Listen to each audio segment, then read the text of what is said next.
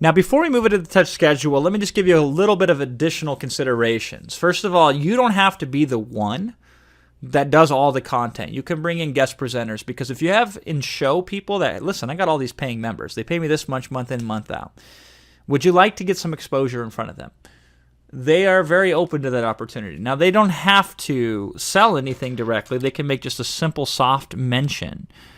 And that's what we do in 6 and 6 for our guest presenters. Or they can be very direct and hard selling. In that case, that's its own set of worms. I don't necessarily think you should do that, but you give them that dangling carrot of you're going to get exposure. You can bring in a lot of experts to fill in the gaps in your members area that you personally don't want to cover or aren't an expert in.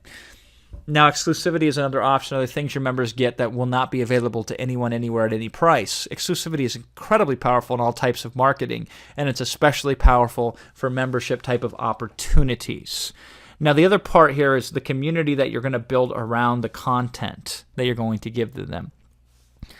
Can you set up the ability for members to positively help communicate and empower each other?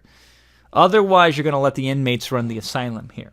So you got to make sure whatever way that you do fosters empowering interactions with customer, not the ability to magnify any negativity that may present itself. So you're going to have some sort of moderation. Very often your best customers, you can work deals with them to give them additional privileges, and if they will moderate your community.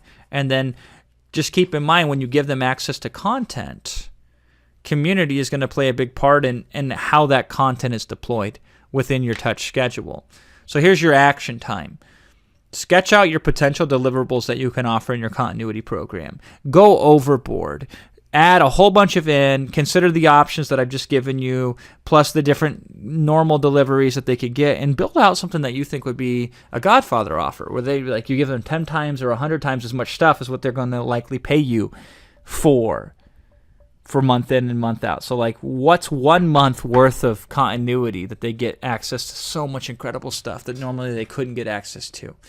That's when you're going to figure out what your core deliverables are for your offer, and then we move into the touch schedule.